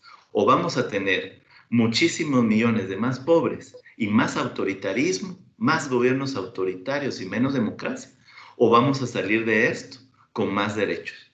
No se puede volver al espacio ni a la mirada que teníamos de Centroamérica en enero de este año. La segunda esfera en la que creemos que es importante entender hacia dónde debe ir el gasto público, la política económica, la política social es el cumplimiento de la Agenda de Objetivos de Desarrollo Sostenible al 2030. Creo que ahí está el norte sobre el cual el mundo subdesarrollado, como es el de Centroamérica, con algunas excepciones sobre Costa Rica, ese mundo debería de seguir teniendo como norte el esfuerzo de cumplir con esta agenda, porque esta agenda incluye igualdad, incluye un crecimiento sostenible, el ambiente, el acceso y el derecho a tener educación, salud, no morir de hambre, que son los retos cotidianos y que se han exacerbado en este momento. Y la tercera esfera, como lo que tenemos que hacer es ver hacia futuro, pues la tercera esfera es que necesitamos hablar de un pacto fiscal que permita no solo ampliar los derechos, sino también entender que una Centroamérica diferente requiere responsabilidades mejor compartidas. El estilo de crecimiento económico y la política fiscal actual es fruto de esas relaciones incestuosas entre el poder público y una élite económica que no quiere ceder ni sus privilegios, ni tampoco quiere asumir nuevas responsabilidades. Pero si esto no se hace, vamos nuevamente a un camino hacia la violencia, hacia la ingobernabilidad democrática. Yo creo que es bueno decirlo en estos espacios porque sería frustrante para todos volver a iniciar procesos de paz como resultado de la incompetencia en este momento de tener una mirada democrática para poder salir de la crisis. Y sobre ese pacto fiscal para el desarrollo, yo creo que tenemos que hablar de cómo mejorar los ingresos, cómo hacer un esfuerzo para tener un gasto público más efectivo y cerrando las puertas, por cierto, las puertas a los caminos enormes a la corrupción que hay en Centroamérica. Cómo podemos también tener un manejo estratégico de la deuda pública. Y eso significa proponer en el debate internacional la revisión de opciones para la condonación de deuda externa de los organismos internacionales, buscar la renegociación de las condiciones de deuda pública con actores privados y en algunos casos activar mecanismos legales y constitucionales que permitan utilizar el financiamiento extraordinario de la banca central. Y un punto vital con el que cierro es que todo esto no se puede hacer si los gobiernos no tienen legitimidad frente a la ciudadanía. Y esa legitimidad tiene que ver con transparencia, con divulgación de lo que se hace desde lo público y poner en marcha o diseñar una política nacional de transparencia que permita darle legitimidad y sentido a una discusión estructural sobre el futuro de Centroamérica, que no puede ser un futuro con la misma política fiscal tan débil y tan capturada como la actual. Claro, gracias, Jonathan. Justamente ese es el caso centroamericano es muy especial, pero también es muy especial la bajísima carga tributaria que tiene. Y ahí es la pregunta o la autopregunta de Mario, que dice todo el tiempo, ¿no? ¿Hay espacio para una mayor carga fiscal en nuestros países? Le pediría a Mario un último cierre de esta tanda de preguntas sobre reformas tributarias, sobre otros tipos de impuestos, sobre distribución de gasto, etcétera, antes de pasar a una última pregunta para todos los participantes. ¿Mario? Marcio, perdón, te estoy llamando Marcio. Marcio, ¿estás? No, ya no se te oye otra vez. ¿Comprueba tu micrófono? Bueno, mientras nos vuelve a acompañar entonces, quiero lanzar una pregunta de cierre, donde podéis, de todas maneras, cualquiera de vosotros también dar alguna opinión adicional de las que han salido, pero para darle también la palabra a las personas que nos están escuchando, ¿no? Entonces, como cierre, quería saber si alguno de vosotros tiene una opinión sobre el posible papel que pueda jugar la cooperación internacional para reforzar estos esfuerzos fiscales y financieros de los países con escaso espacio fiscal, precisamente. ¿Qué es eso? Un evento interesante que ya no lo leí, ya no llega a tiempo para verlo. ¿Alguno de vosotros toma la palabra? ¿Carola? Hablamos más tarde. No, hablemos ahorita, si ya está terminando esto, lo voy a terminar. Hay alguien hablando. Sí, hay alguien hablando. Ileana Cordón, ¿puedes, por favor, cerrar tu micrófono? Sí, ya está. Sí, me preguntabas cuál es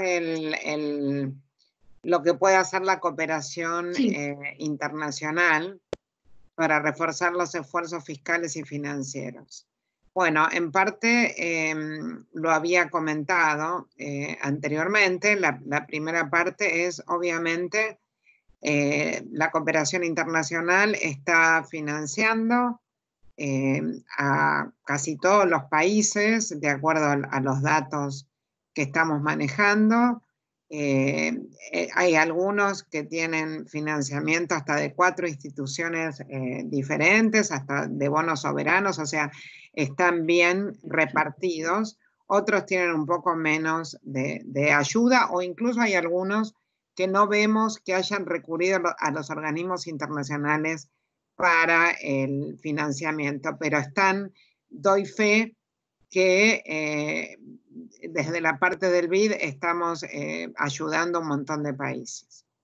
Pero además está todo el apoyo que se está brindando en asistencia técnica, en acompañar a los países en mejoras ya más de temas de políticas, de inversión, que es lo que nosotros también estamos aprendiendo en el camino, estamos produciendo nuevos productos de conocimiento, porque bueno, la pandemia es algo que en esta generación no la hemos conocido o no la hemos conocido de esta manera, así que se están haciendo muchos estudios adentro y estamos también tomando conocimiento desde afuera y apoyando en fortalecer a los países en poder dar una respuesta rápida a la pandemia, tanto en generar recursos o reasignar recursos que ya estaban para poder usarlos de manera urgente, de tener compras eficientes, contrataciones eficientes, poder hacer llegar esa ayuda, por ejemplo, no solamente con estos sistemas electrónicos para poder focalizar a los más pobres y que estén cubiertos todos los pobres con ayuda, sino también con pagos electrónicos, de manera que lo puedan tener, digamos, y que todas puedan tener acceso a esos pagos electrónicos de una vez y por todas. Entonces, tenemos también lecciones aprendidas, tanto de países internacionales fuera de la región, como de países de la región, que compartimos permanentemente con ellos, ¿no? Y también, por supuesto, en nuestros programas de apoyo fiscal que hemos implementado en los últimos meses, tenemos varias fases y varios componentes de ayuda, no solo la parte de generar recursos lo más pronto posible y de la forma y que se puedan gastar de la manera más eficiente, sino que también estamos previendo planes de recuperación fiscal, social y sostenibilidad y de actividad económica para la pospandemia, como hablaba hace un rato. O sea que estamos estudiando todas las medidas importantes y posibles para que los países vuelvan a tener crecimiento, mejoren su situación social que fue empeorada de una situación inicial que no era buena, y que vuelvan de a poco a lograr la sostenibilidad fiscal, que las tres son importantísimas para retornar el crecimiento con equidad. Yo coincido que esta crisis todavía no sabemos cuándo va a terminar. Es una crisis que empieza con un virus, es una crisis de salud y obviamente va a terminar el día que se acabe el virus. Así que mientras tanto vamos a tener que hacer esfuerzos enormes en nuestra política fiscal y en las instituciones para poder llevar adelante este camino. La parte de mejora, sigo insistiendo que hay mejoras en la eficiencia, lo que llamamos la eficiencia técnica, en la que se pierde 4.4% del PBI, que es como un 20% del gasto público en muchos países, incluso en países tanto más ricos del sur como en países de América Central y en países caribeños. O sea que hay maneras de reasignar ese gasto y, como dijo Jorge, también con mejores evaluaciones, mejores spending reviews y mejores reasignaciones, lo que nosotros llamamos en nuestro libro la eficiencia asignativa del gasto. Así que bueno, en eso estamos trabajando con todos los países. Gracias. Muy bien, Carola, muchísimas gracias. Y vaya a pasar al turno de preguntas con los participantes, pero parece que Marcio ahora sí está conectado y sí que puede hacernos el resumen sobre esta parte que le habíamos pedido. Muchas gracias, que me escucha. Sí. No, en mi comentario, antes de entrar a la sesión final, quizás un poco más pesimista. Yo creo que el momento que estamos viviendo y que va a ser por todo el año de 2021 es de evitar el colapso económico de varios sectores de nuestras economías. Hay economías que sabemos, no me gusta mencionar países, y Dominicana está muy bien, de los países que en la región está muy bien, pero miremos a Punta Cana, ahí tiene 300.000 personas que viven de un turismo que simplesmente hay que ver cómo evitar un colapso generalizado. Y tantos ejemplos que yo pudiera mencionar. Yo creo que todas las ayudas que se han dado financieras ahora, las pequeñas empresas, eso ha sido lo mínimo. Entonces, lo que tenemos que buscar más, que no creo que es momento que vamos a encontrar para rever hasta derechos o mejorar los fundamentos que tanto hemos perseguido. Yo creo que el próximo año encontrar medidas para evitar colapsar la economía.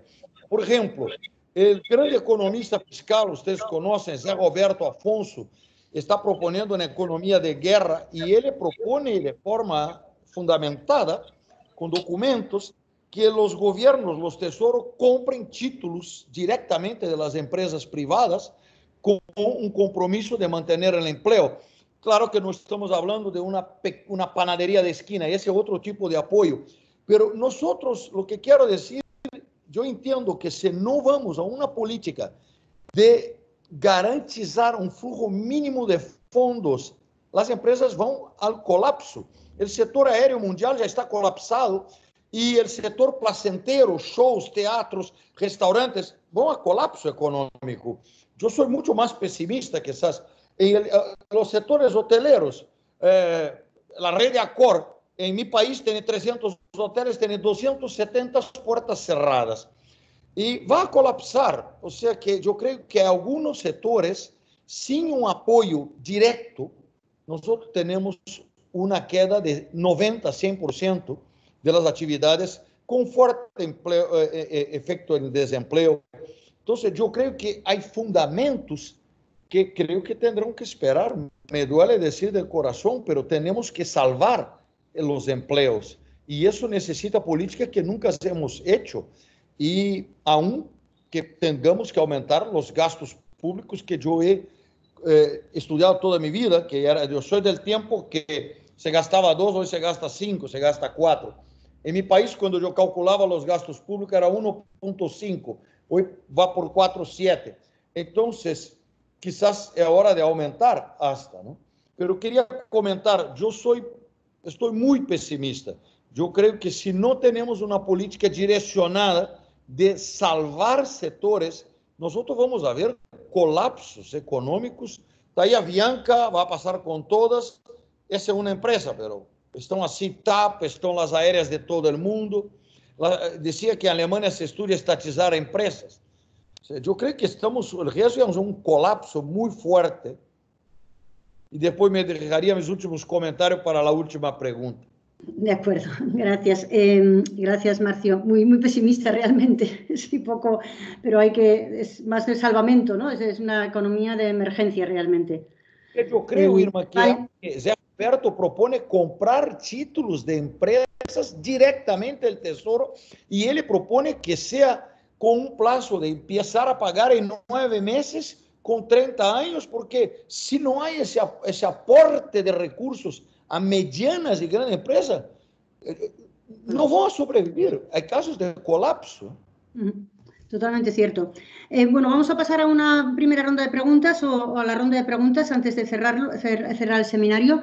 Yo quiero decir a los participantes que muchas de las preguntas que se han hecho se han recogido, pero ya se han ido contestando a lo largo del webinario. Entonces, vamos a elegir 3 o 4 que creemos que son diferentes y que van dirigidas a alguno de los participantes. Por ejemplo, nos preguntan, Jonathan, ¿qué mecanismos y cómo desde el sistema de integración centroamericana SICA se puede aportar a estandarizar políticas económicas y fiscales que aseguren la eficiencia, la transparencia y que sean vinculantes para todos.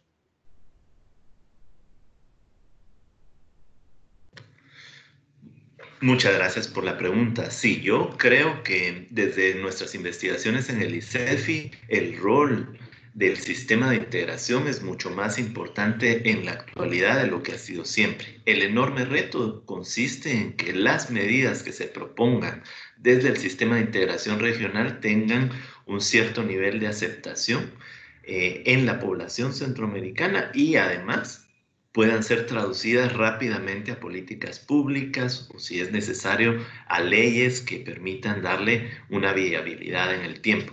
Me parece que tenemos dos grandes retos en materia de integración. Por un lado, los esfuerzos de integración económica. Hay muchos que han ido avanzando. Sin embargo, esta crisis nos obliga a entender cuáles son esos sectores que, muy bien decía Marcio, hay que salvar. No todos los sectores van a poder ser salvados. Creo que además es el momento para poder entender con qué sectores económicos debería de quedarse Centroamérica, regresar a la idea de integración de los años 50 y entender las mejores composiciones de economía y bienestar social. Y el otro elemento de la integración es precisamente una política de protección social mucho más regional. Y ahí encontramos diversas oposiciones a la posibilidad de tener estándares de desarrollo social similares. Hay países que tienen que hacer mucho más esfuerzos que otros. Por ejemplo, en algunos cálculos que hemos realizado para el cumplimiento de la agenda ODS, países como Guatemala, Honduras, necesitan, para cumplir con la mayoría de esos objetivos, elevar gradualmente el gasto y la inversión social hasta 7 puntos más del Producto Interno Bruto, mientras sociedades como la de Panamá y Costa Rica tienen que elevar gradualmente su gasto en 3 puntos del PIB. El reto es que tengamos esfuerzos de cohesión social y cohesión económica de manera más integral. Y uno de los grandes temas con el que podríamos iniciar es esa idea de dar privilegios fiscales a diestra y siniestra, compitiendo entre los propios países por intentar quedarse con algunas migajas de la inversión extranjera internacional. Yo creo que es un tiempo para revisar a profundidad esas estrategias de atracción de recursos y obviamente no seguir compitiendo entre nosotros porque cada vez los estados tienen menos capacidad para recaudar. Y el último elemento en lo fiscal, que es a nivel regional, es que necesitamos tener poco a poco o ir caminando hacia una mejor comprensión de la armonización fiscal entre los diferentes estados centroamericanos, no solo en términos de aduanas o de impuestos a las aduanas, también de impuesto al valor agregado, de impuestos sobre la renta y obviamente una estrategia regional para cerrar los espacios a la evasión, al contrabando y al flujo de recursos ilícitos por donde sale corrupción, pero también la evasión y la elusión de los impuestos centroamericanos. Muchas gracias, Jonathan. Paso a una segunda pregunta. No sé muy bien a quién la puedo dirigir, pero quizá Carola nos puede decir algo. Nos preguntan si hay alguna identificación de buenas prácticas a nivel nacional en América Latina de políticas fiscales contracíclicas. Sí, bueno, justamente mis colegas, no ha sido, yo hago más micro, pero en el libro este que nombré de Mejor Gasto para Mejores Vidas y varias publicaciones posteriores en el BID, han estudiado temas de políticas contracíclicas.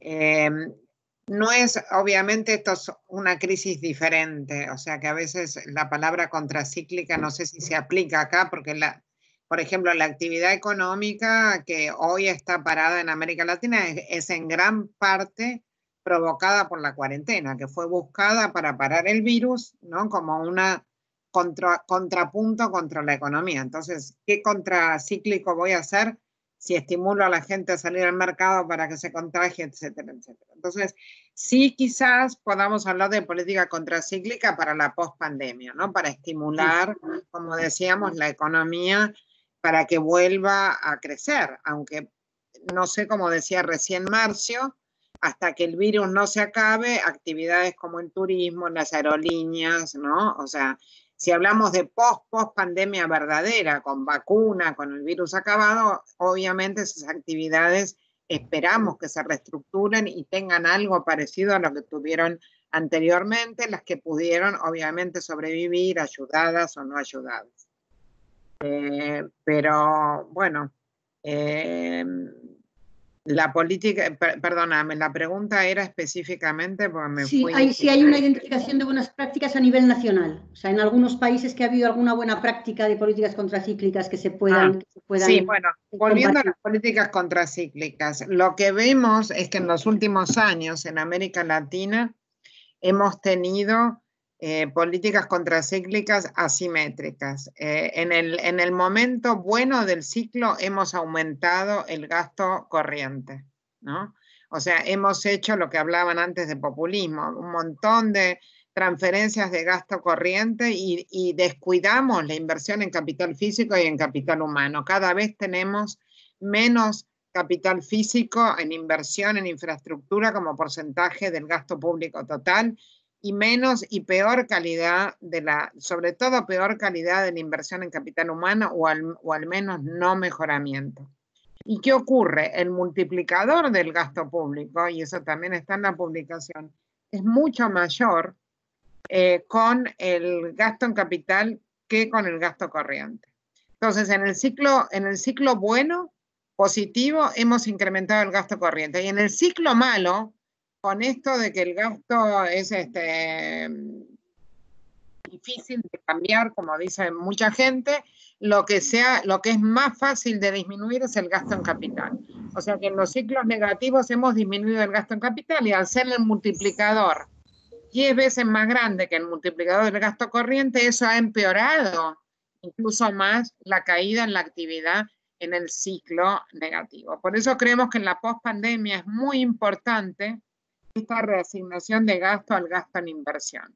Y cuando digo gasto en inversión en capital humano, me estoy refiriendo al capital humano de los más pobres. O sea, que sería además no solamente incentivando el crecimiento, pero incentivando la equidad y la equidad de largo plazo, porque el capital humano de los más pobres es lo que realmente va a sacar a la gente de la pobreza estructural, más que las transferencias que obviamente son necesarias en la transición, ¿no? Una política muy fuerte para mejorar su acceso a la salud, su acceso al capital, a la educación, su acceso realmente que hoy en día no lo tienen, sobre todo el acceso a la calidad de la educación y a la calidad de la salud. Muy bien. Tengo algunas preguntas mucho más generales que yo creo que además se han ido, el chat está siendo muy activo y se están contestando preguntas también en el propio chat de la reunión, del webinario. Pero quiero resaltar, bueno, una que parece más sobre cooperación internacional, que hemos hablado menos, ¿no? Dice, sabiendo que muchos estados están realmente capturados por, dice el participante, por termitas fiscales, es decir, que es muy difícil que haya un espacio fiscal, como estamos repitiendo continuamente, que es muy difícil que haya un aumento de impuestos, que es muy complicado tener un nuevo pacto fiscal. Pero ¿podría hacer un actor externo como la cooperación internacional alguna medida, alguna acción que pudiera impulsar estos pactos fiscales en el interior de los países? ¿O habría una reacción siempre contraria en este sentido? Jonathan, la pregunta era para ti. Sí, muchas gracias. Bueno, nosotros hemos hecho un análisis de cómo están las correlaciones de fuerzas en los congresos de Centroamérica. Y encontramos que hay 3 congresos en donde habría una posibilidad de tener una discusión que avance y que se convierta en leyes. Estos son Honduras, Nicaragua y Panamá. Estos congresos tienen mayorías oficialistas que pueden empujar una reforma fiscal mucho más integral. Y no voy a entrar a detalles sobre la legitimidad, pero obviamente esto sí es un factor determinante también del éxito que pueda tener frente a la sociedad. Después Costa Rica, El Salvador y Guatemala, efectivamente no hay condiciones políticas en este momento para pensar en un acuerdo fiscal que pueda convertirse en ley, más allá de la discusión que podamos dar desde otros espacios. El reto es que el peor negocio que puede tener hoy la élite centroamericana es una sociedad más fracasada de la sociedad actual. Lo que depara para Centroamérica el no tomar acciones de mediano y largo plazo no es un futuro halagüeño, y eso debería de crear alguna conciencia.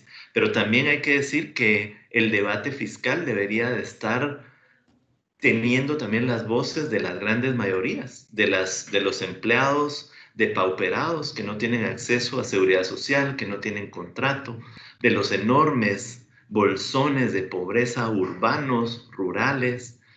Es decir, si la discusión de un pacto fiscal sigue siendo meramente elitista, es muy complicado poder cambiar las condiciones. El reto es crear una conciencia social sobre esta necesidad que tenemos.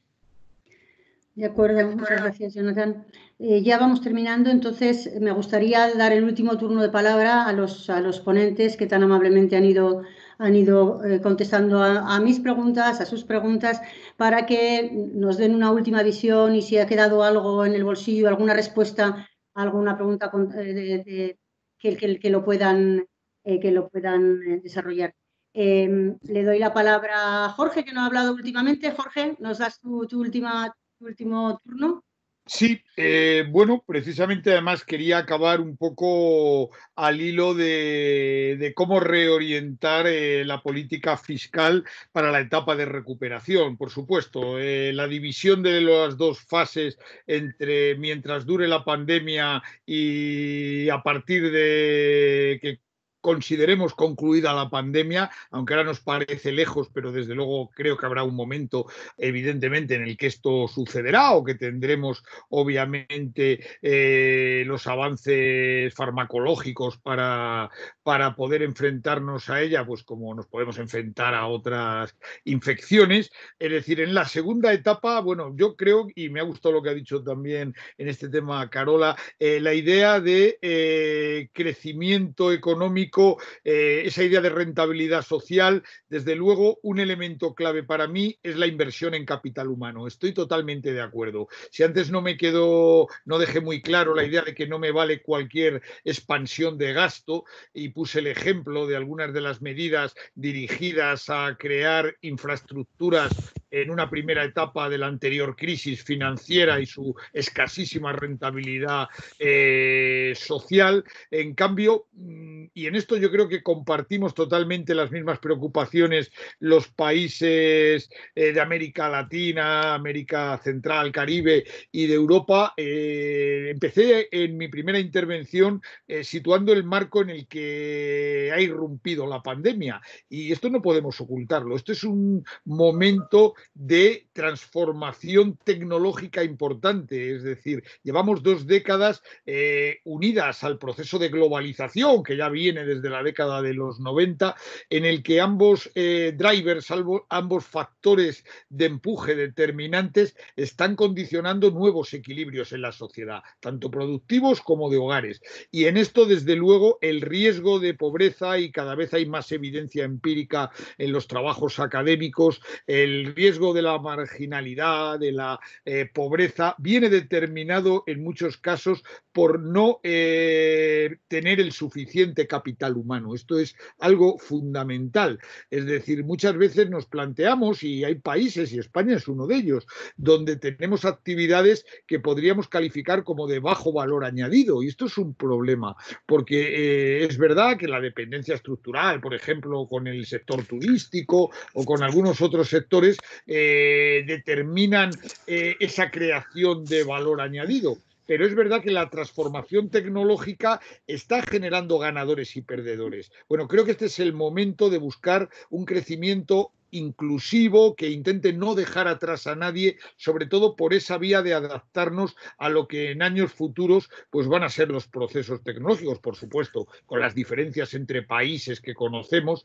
Y todo esto incluso se extiende al ámbito de la fiscalidad. Es decir, nos ha pillado en el año clave de discusión en el seno de OCDE de los pilares del programa BEPS. Esto es fundamental. Es decir, ahora mismo pensar que nuestras figuras impositivas que están creadas bajo unos principios de coordinación fiscal internacional que prácticamente tienen un siglo, pueden seguir aportando recursos suficientes, etcétera. Realmente, bueno, esto es un debate que, insisto, que en OCDE y en el ámbito de la Unión Europea llevamos ya desarrollando desde hace bastante tiempo.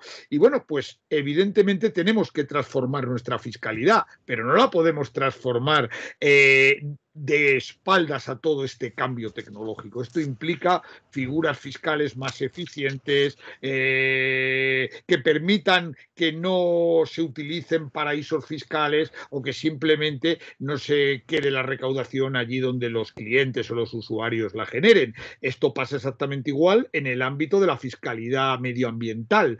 El déficit de la fiscalidad, déficit en el sentido de carencias, de limitaciones de la fiscalidad medioambiental, en general en casi todos los países del mundo, pero sobre todo también, obviamente, en los países más desarrollados. Bueno, este es un reto al que nos estamos enfrentando y que también debería hacernos pensar en cómo reequilibrar estos sistemas tributarios para tratar de cubrir todo esto. Insisto, tampoco veo que sea el momento más perentorio a corto plazo. Sí estoy de acuerdo en la idea de recortar beneficios fiscales, gastos fiscales, sobre todo las spending review que en algunos países, incluido España, estamos haciendo de los gastos fiscales, ponen de manifiesto que en poquísimos casos realmente son eficaces para los objetivos que pretendidamente se buscan. Más bien, lo decía el colega de ICEFI, en muchos casos los incentivos fiscales que se conceden en los impuestos no dejan ser el resultado de grupos de presión que de alguna manera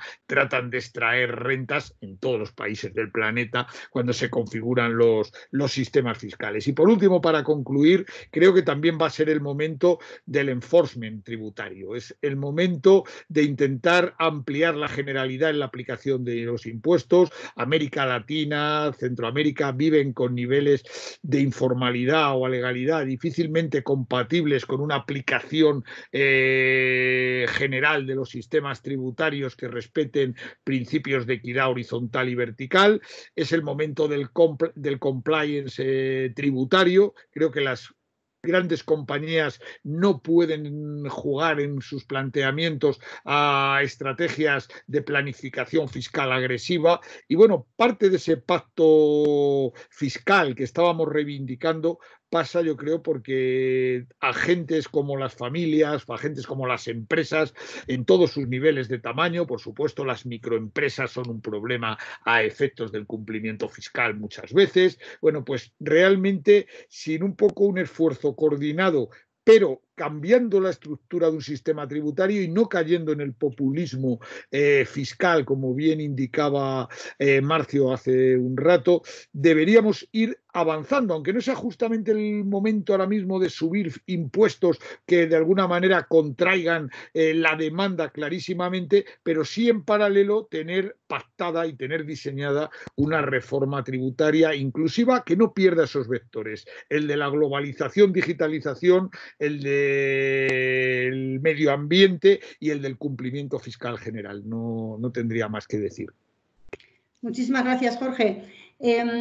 A no ser que Carola o Jonathan quieran decir alguna cosa adicional, yo ya estamos terminando, tenemos que ir terminando. Le daría la palabra a Marcio, que nos lo ha pedido hace un tiempo, para que ya dé los últimos añadidos a su exposición. Muchas gracias, Irma. Yo quisiera terminar con un lado positivo, porque creo que he sido también muy pesimista. Pero es que estoy, porque no creo que vamos a resolver nuestros problemas que hemos buscado toda la vida en el próximo año. Pero hay espacio. A querida Goenaga, mi amiga, preguntaba sobre la moral tributaria. Yo creo que hay espacio para subir la moral tributaria, porque si los países tienen hoy, al final nuestras sociedades igual están viviendo un momento de que sí, el gobierno me puede ayudar, sí, yo debo hacer parte de la colectividad. Entonces, mismo la informalidad, hoy la gente está pensando, bueno, a veces yo no estoy amparado por ningún programa por estar totalmente en la informalidad. Yo creo que vamos a tener un espacio positivo, pero de inmediato yo creo que debemos buscar también, y el 7 está trabajando en eso, la tributación de la economía digital no puede ser solo para países desarrollados. Estamos trabajando con el BID de forma intensa, junto con la OECD, con el Banco Mundial, y el 7 está encargado de preparar un sistema para pequeños países implementar la tributación de la economía digital. Noruega nos está apoyando en eso y la idea es tenerlo en 8 meses. Ya tenemos El Salvador, ya tenemos Guatemala, Panamá, que van a ser los pilotos. Ese trabajo lo estamos haciendo con apoyo del BID, del Banco Mundial y de la OECD. Creo que la economía digital no puede ser una fuente de ingresos solo para la economía desarrollada. La segunda, yo creo que hay un momento para el impuesto verde, que siempre también hablamos, pero no salimos de ahí. Cuando hablamos de impuesto verde, terminamos con adicional a la gasolina. Y, o sea, hay un momento para crear impuestos que den una protección al medio ambiente, en mi concepción. Y hasta para evitar otros impuestos que no tengan ese lado, ese beneficio positivo, ¿no? Y creo que es el momento de fortalecer las administraciones tributarias. Y eso hago un apelo, porque no podemos tener fortalecimiento fiscal y yo pudiera decir números, no lo voy a hacer. Hay administraciones tributarias que no saben si pueden el otro año tener una compra de mínimos equipos de informática. Entonces necesitamos, aunque los recursos sean pocos, pero un planeamiento de recursos de mediano plazo. Creo que el rol del BID aquí es crítico, siempre lo ha hecho, pero para forzar un mínimo de planeamiento de mediano plazo para las inversiones en el uso de la tecnología de la información. Mira, yo pudiera hablar 1 hora sobre los buenos ejemplos que tenemos hoy en Ecuador, en Brasil, en Chile, en otras administraciones con el uso de la facturación electrónica. Hoy nosotros estamos midiendo el desempeño de los sectores en la semana pasada con la facturación electrónica. La facturación electrónica puede ser un gran elemento para mejorar la calidad de las compras públicas. En Brasil hay ejemplos de uso de compras que están vinculadas los precios por lo que los precios practicados en el sector privado la semana pasada. O sea, yo creo que hay muchas cosas que pasan y que van a depender de un impulso de los organismos internacionales al fortalecimiento de las administraciones tributarias. Y también, me permitan, yo creo que puedo comentar, pero yo siempre he dicho, o sea, there is life beyond BEPS. O sea, yo he apoyado el BEPS desde el primer día de forma incondicional, pero siempre decía, nuestros problemas son exponenciales porque tenemos una base erosion la evasión de IVA, la evasión de renta. Entonces, tenemos que fortalecer las administraciones tributarias para que buscar un poco más de que solo el abuso del planeamiento tributario internacional. No me comprendo mal, eso es fundamental y tenemos que seguir trabajando juntos. Pero hay prioridades internas que estuvieron un poco tiradas al lado, quizás porque no eran prioridades de todos. O sea, ahora vemos que necesitamos fortalecer el básico, fortalecer catastros en las administraciones tributarias, cuenta corriente, fortalecer auditorías, fortalecer sistemas. Y eso no es dar un paso atrás, es dar un paso más amplio. Quizás en los últimos años estuvimos también demasiado controlados solo en la tributación internacional y hemos dejado un poco al lado las debilidades de la tributación y combate a los problemas nacionales. Con eso me concluyo, porque sé que el tiempo está corto y igual para mí. Muchas gracias a todos, ha sido un gustazo, estoy siempre a orden. Felicitaciones a todos ustedes.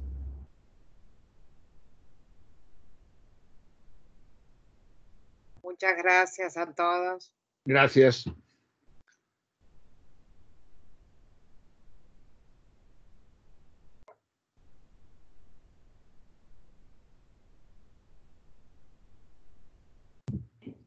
No se me oye, perdón. Perdón, muchísimas gracias a todos. Es muy difícil resumir todas las ideas interesantes que han ido saliendo a lo largo de esta conversación. Espero que podamos tener una relatoría que lo pueda resumir, porque hay muchas cosas en las que teníamos que seguir hablando y tendremos que seguir elaborando. Yo lo que quería era simplemente cerrar y invitar a los participantes al seminario, al tercer webinario que tendrá lugar el jueves 14 de mayo. Y en donde se abordará el papel de la cooperación internacional para apoyar a los países más afectados por la COVID y las problemáticas específicas de los países de renta media.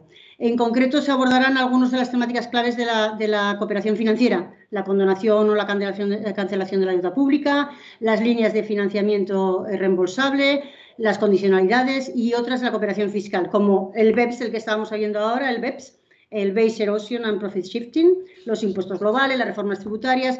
En fin, como muchos mecanismos para apuntalar la fase de recuperación tanto en el plano económico como social. Tendremos la participación de la CAF, de la OCDE, del Banco de Integración Centroamericano y del CIAD, que participarán en este seminario que cierra el ciclo. Como último, agradecerles a todos los participantes, los ponentes, muchísimas gracias, muy útil, muy fructífero, y a todos los participantes que han hecho también preguntas muy interesantes y que nos van a conformar un avance en todo. Gracias. Adiós a todos. Chao. Carola, Jonathan, Jorge, Marcio, mil gracias. Gracias a vosotros. Adiós. Adiós.